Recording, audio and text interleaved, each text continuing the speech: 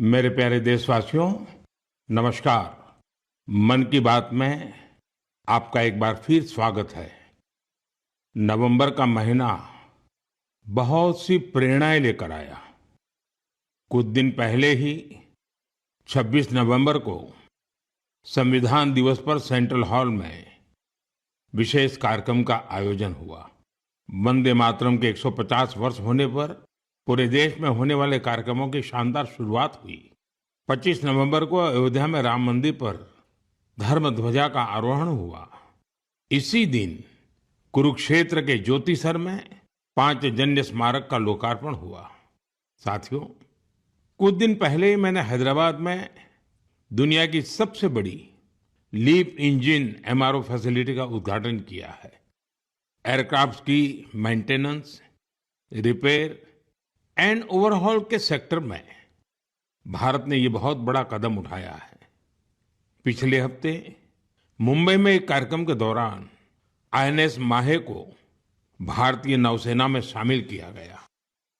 पिछले ही हफ्ते भारत के स्पेस इकोसिस्टम को स्काई रूट के इन्फिनिटी कैंपस ने नई उड़ान दी है। ये भारत की नई सोच, इनोवेशन और यूथ पावर का प्रतिबिंब बना है। साथियों, कृषि क्षेत्र में भी देश ने बड़ी उपलब्धि हासिल की। भारत ने 357 मिलियन टन के खाद्यान्न उत्पादन के साथ एक ऐतिहासिक रिकॉर्ड बनाया है। 357 मिलियन टन। 10 साल पहले की तुलना में भारत का खाद्यान्न उत्पादन 100 मिलियन टन और बढ़ गया है। खेलों की दुनिया में भी भारत का परचम लहराया है। कुछ दिन पहले ही भारत को कॉमनवेल्थ खेलों की मेजबानी का भी ऐलान हुआ। ये उपलब्धियां देश की है, देशवासियों की है। और मन की बात देश के लोगों की ऐसी उपलब्धियों को, लोगों के सामूहिक प्रयासों को जन सामान्य के सामने लाने का एक बेहतरीन मंच है। साथियों, अगर मन में लगन हो, सामूहिक शक्ति पर, टीम की तरह काम करने पर विश्वास हो, गिरकर फिर से उठ खड़े होने का साहस हो, तो कठिन से कठिन काम में भी सफलता सुनिश्चित हो जाती है। आप उस दौर की कल्पना करिए जब सैटेलाइट नहीं थी, जीपीएस सिस्टम नहीं था, नेविगेशन की कोई सुविधाएं नहीं होती थी। तब भी हमारे नाविक बड़े बड़े जहाज लेकर समंदर में निकल जाते थे और तय स्थानों पर पहुंचते थे। अब समंदर से आगे बढ़कर दुनिया के देश अंतरिक्ष की अनंत ऊंचाई को नाप रहे हैं। चुनौती वहां भी वही है।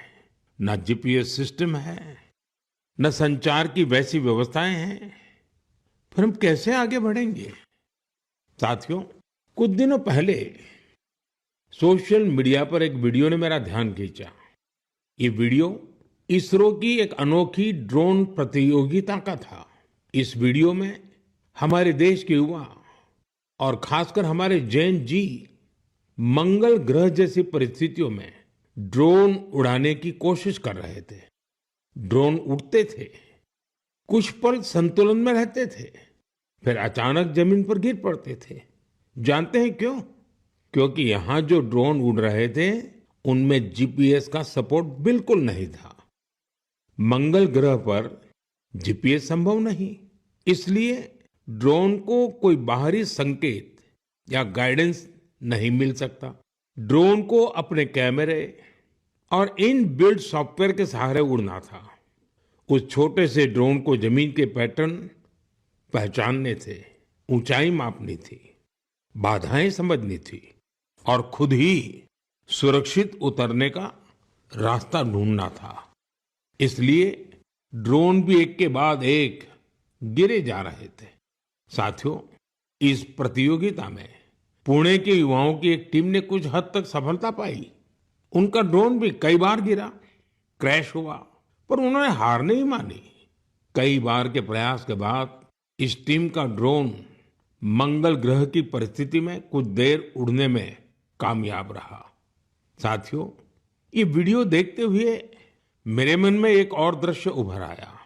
वो दिन जब चंद्रयान 2 संपर्क से बाहर हो गया था।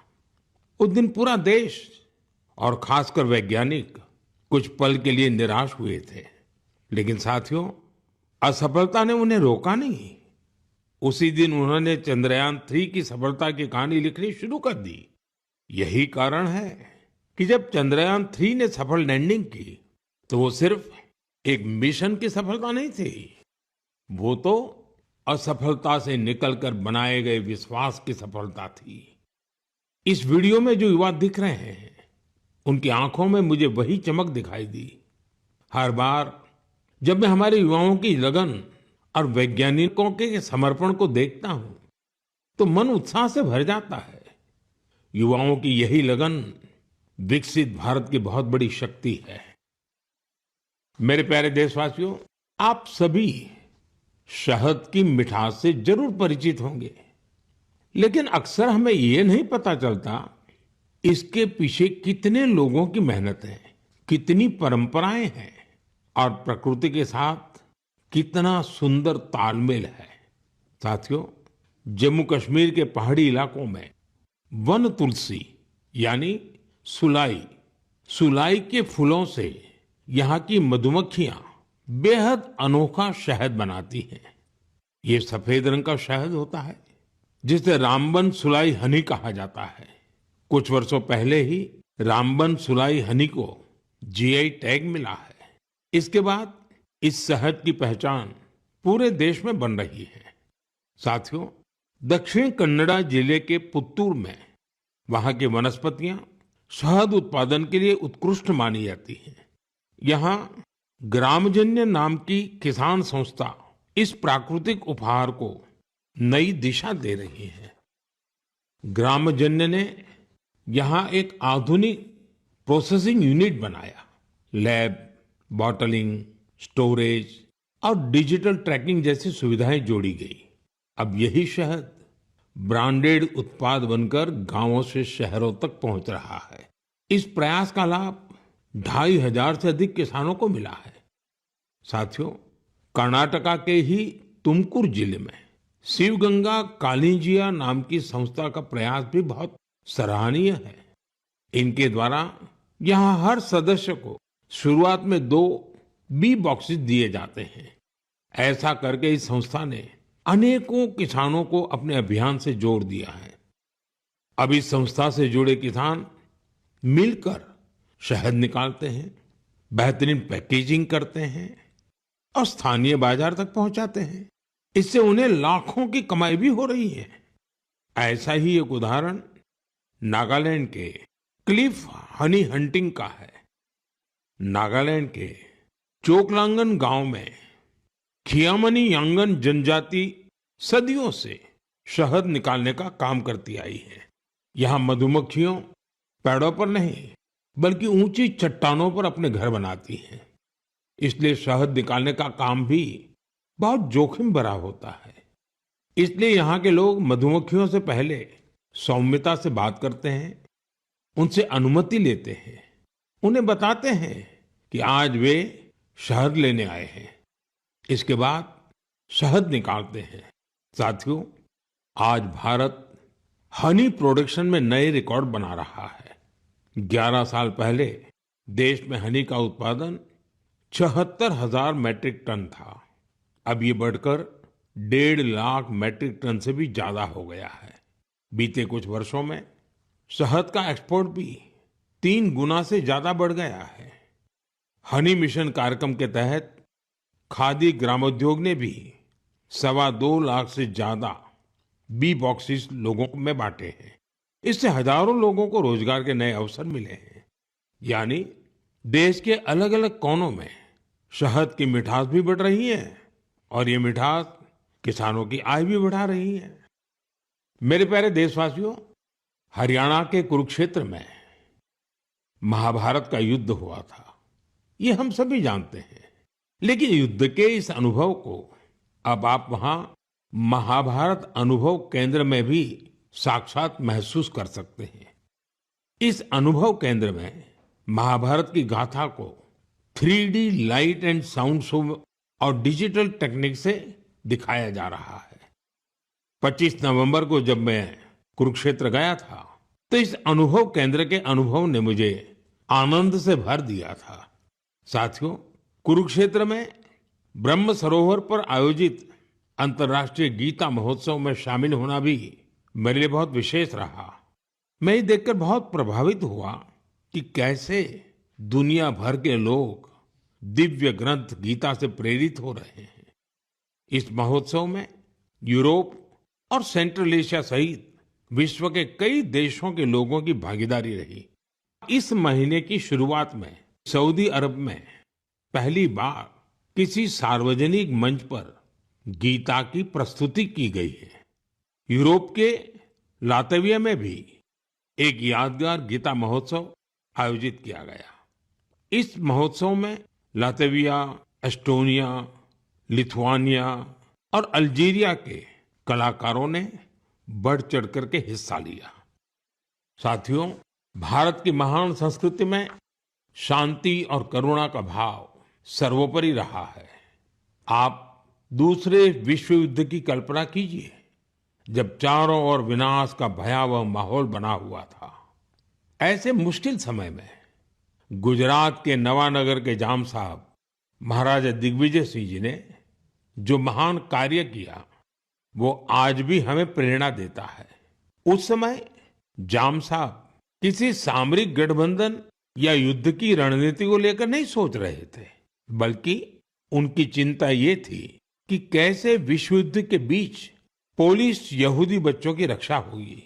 उन्होंने गुजरात में तब हजारों बच्चों को शरण देकर उन्हें नया जीवन दिया, जो आज भी एक मिसाल है। कुछ दिन पहले दक्षिणी इजराइल के मोशाव नेवातिम में जाम साहब की प्रतिमा का अनावरण किया गया। यह बहुत ही विशेष सम्मान था। पिछले वर्ष पोलैंड के वार्सो में मुझे जाम साहब के स्मारक पर श्रद्धा सुमन अर्पित करने का सौभाग्य मिला था। मेरे लिए वो क्षण अविस्मरणीय रहेगा। मेरे प्यारे देशवासियों, कुछ दिनों पहले मैं नेचुरल फार्मिंग के एक विशाल सम्मेलन में हिस्सा लेने कोयम्बटूर गया था। दक्षिण भारत में नेचुरल फार्मिंग को लेकर हो रहे प्रयासों को देखकर मैं बहुत प्रभावित हुआ। कितने ही युवा हाईली क्वालिफाइड प्रोफेशनल अब नेचुरल फार्मिंग फील्ड को अपना रहे हैं। मैंने वहां किसानों से बात की, उनसे अनुभव जाने। नेचुरल फार्मिंग भारत की प्राचीन परंपराओं का हिस्सा रही है और हम सभी का कर्तव्य है कि धरती मां की रक्षा के लिए इसे निरंतर बढ़ावा दें। साथियों, विश्व की सबसे पुरानी भाषा और विश्व के सबसे प्राचीन शहरों में से एक शहर, इन दोनों का संगम हमेशा अद्भुत होता है। मैं बात कर रहा हूं काशी तमिल संगमम की। 2 दिसंबर से काशी के नमो घाट पर चौथा काशी तमिल संगमम शुरू हो रहा है। इस बार के काशी तमिल संगमम की थीम बहुत ही रोचक है। लर्न तमिल, तमिल करकलम। काशी तमिल संगमम उन सभी लोगों के लिए एक महत्वपूर्ण मंच बन गया है जिन्हें तमिल भाषा से लगाव है। काशी के लोगों से जब भी बात होती है तो वो हमेशा बताते हैं कि काशी तमिल संगमम का हिस्सा बनना उन्हें बहुत अच्छा लगता है। यहाँ उन्हें कुछ नया सीखने और नए नए लोगों से मिलने का अवसर मिलता है। इस बार भी काशीवासी पूरे जोश और उत्साह के साथ तमिलनाडु से आने वाले अपने भाई बहनों का स्वागत करने के लिए बहुत उत्सुक हैं। मेरा आप सभी से आग्रह है कि आप काशी तमिल संगमम का हिस्सा जरूर बने। इसके साथ ही ऐसे और भी मंचों के बारे में सोचें जिनसे एक भारत श्रेष्ठ भारत की भावना मजबूत हो। यहाँ मैं एक बार फिर कहना चाहूंगा, तमिल कलाचारम उयर्वानद, तमिल मोली उयर्वानद, तमिल इंडियाविन पेरुमिदम। मेरे प्यारे देशवासियों, जब भारत के सुरक्षा तंत्र को मजबूती मिलती है तो हर भारतीय को गर्व होता है। पिछले हफ्ते मुंबई में आईएनएस माहे को भारतीय नौसेना में शामिल किया गया। कुछ लोगों के बीच इसके स्वदेशी डिजाइन को लेकर खूब चर्चा रही। वहीं पुडुचेरी और मालाबार कोस्ट के लोग इसके नाम से ही खुश हो गए। दरअसल इसका माहे नाम उस स्थान माहे के नाम पर रखा गया है जिसकी एक समृद्ध ऐतिहासिक विरासत रही है। केरला और तमिलनाडु के कई लोगों ने इस बात पर गौर किया कि इस युद्धपोत का क्रेस्ट, उरुमी और कलारियपट्टू की पारंपरिक लचीली तलवार की तरह दिखाई पड़ता है। ये हम सबके लिए गर्व की बात है कि हमारी नौसेना बहुत ही तेजी से आत्मनिर्भरता की ओर कदम बढ़ा रही है। 4 दिसंबर को हम नौसेना दिवस भी मनाने जा रहे हैं। ये अवसर हमारे सैनिकों के अदम्य साहस और पराक्रम को सम्मान देने का एक खास दिन है। साथियों, जो लोग नेवी से जुड़े टूरिज्म में रुचि रखते हैं, उनके लिए हमारे देश में बहुत सी जगह हैं जहां जाकर उन्हें बहुत कुछ सीखने को मिलेगा। देश के पश्चिमी तट पर गुजरात के सोमनाथ के पास एक जिला है दीव। दीव में आईएनएस खुखरी को समर्पित खुखरी मेमोरियल एंड म्यूजियम है। वहीं गोवा में नेवल एविएशन म्यूजियम है जो एशिया में अपनी तरह का अनूठा संग्रहालय है।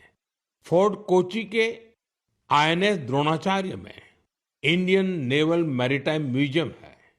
यहाँ हमारे देश की मैरीटाइम हिस्ट्री और इंडियन नेवी के इवोल्यूशन को देखा जा सकता है।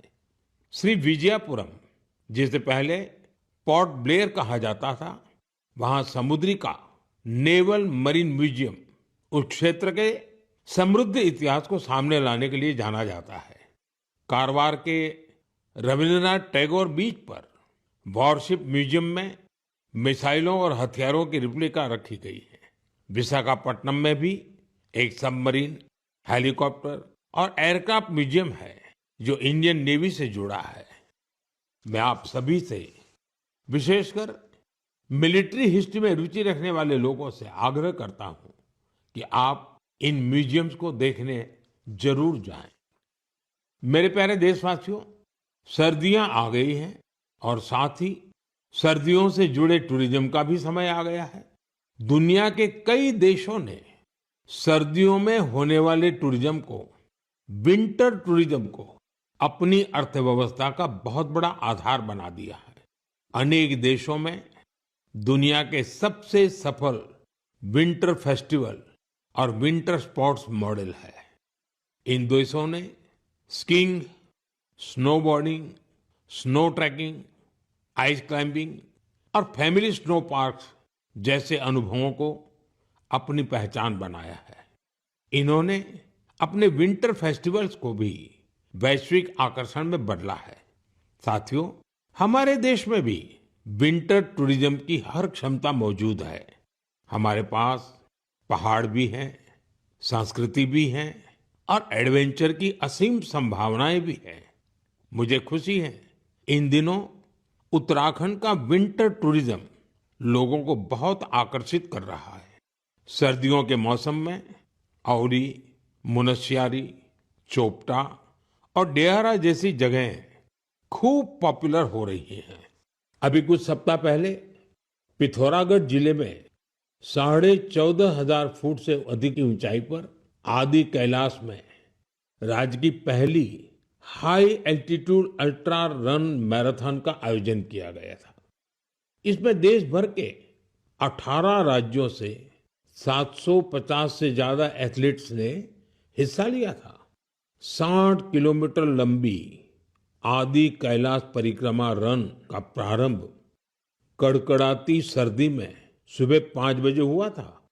इतनी ठंड के बावजूद भी लोगों का उत्साह देखते ही बनता था। आदि कैलाश की यात्रा पर जहां 3 साल पहले तक मात्र 2000 से कम पर्यटक आते थे, अब यह संख्या भी बढ़कर 30,000 से अधिक हो गई है। साथियों, कुछ ही हफ्तों में उत्तराखंड में विंटर गेम्स का आयोजन भी होना है। देश भर के खिलाड़ी, एडवेंचर प्रेमी और खेलों से जुड़े लोग इस आयोजन को लेकर उत्साहित हैं। स्कीइंग हो या स्नोबोर्डिंग, बर्फ पर होने वाले कई खेलों की तैयारियां शुरू हो चुकी हैं। उत्तराखंड ने विंटर टूरिज्म को बढ़ाने के लिए कनेक्टिविटी और इंफ्रास्ट्रक्चर पर भी फोकस किया है। होम स्टे को लेकर नई पॉलिसी भी बनाई गई है। साथियों, सर्दियों में बेड इन इंडिया अभियान की भी अलग धूम होती है। सर्दियों की सुनहरी धूप हो, पहाड़ से उतरते कोहरे की चादर हो, डेस्टिनेशन वेडिंग के लिए पहाड़ भी अब खूब पॉपुलर हो रहे हैं। कई शादियां तो अब खास तौर पर गंगा जी के किनारे हो रही है। साथियों, सर्दियों के इन दिनों में हिमालय की वादियां एक ऐसे अनुभव का हिस्सा बन जाती हैं जो जीवन भर साथ रहता है। अगर आप इस सर्दी में कहीं जाने का विचार कर रहे हैं तो हिमालय की वादियों का विकल्प जरूर रखिएगा। साथियों, कुछ हफ्ते पहले मैं भूटान गया था। ऐसे दौरों में अलग अलग प्रकार के संवाद और चर्चाओं का अवसर मिलता है। अपनी इस यात्रा में मैंने भूटान के राजा, वर्तमान राजा के पिताजी, जो खुद भी पहले राजा रह चुके हैं, वहां के प्रधानमंत्री और अन्य लोगों से मुलाकातें की। इस दौरान हर किसी से एक बात जरूर सुनने को मिली।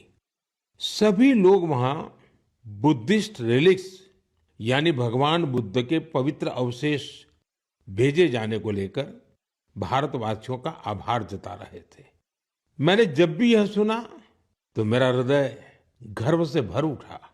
साथियों, भगवान बुद्ध के पावन अवशेषों को लेकर कई अन्य देशों में भी ऐसा ही उत्साह देखने को मिला है।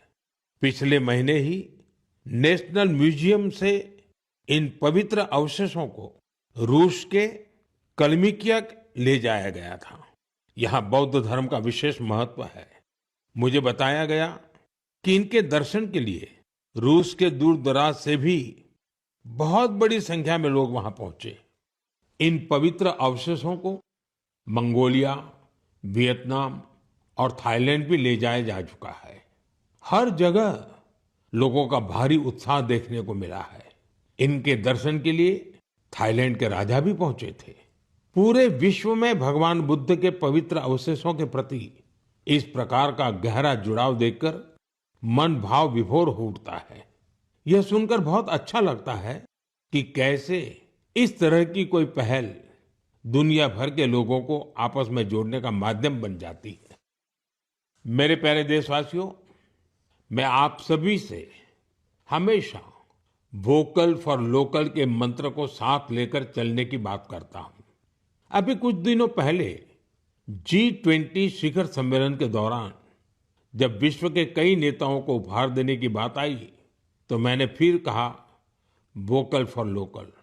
मैंने देशवासियों की ओर से विश्व के नेताओं को जो उपहार भेंट किए उसमें इस भावना का विशेष ध्यान रखा गया।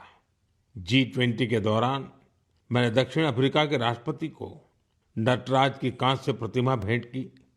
ये तमिलनाडु के तंजावुर की सांस्कृतिक विरासत से जुड़ी चौलकालीन शिल्पकला का अद्भुत उदाहरण है। कनाडा के प्रधानमंत्री को चांदी के अश्व की प्रतिकृति दी गई। यह राजस्थान के उदयपुर की बेहतरीन शिल्पकला को दर्शाती है। जापान के प्रधानमंत्री को चांदी की बुद्ध की प्रतिकृति भेंट की गई। इसमें तेलंगाना और करीमनगर की प्रसिद्ध सिल्वर क्राफ्ट की बारीकी का पता चलता है। इटली की प्रधानमंत्री को फूलों की आकृतियों वाला सिल्वर मिरर उपहार में दिया। ये भी करीमनगर की ही पारंपरिक धातु शिल्पकला को प्रदर्शित करता है। ऑस्ट्रेलिया के प्रधानमंत्री को मैंने ब्रास उर्ली भेंट की। ये केरला के मन्नार का एक उत्कृष्ट शिल्प है।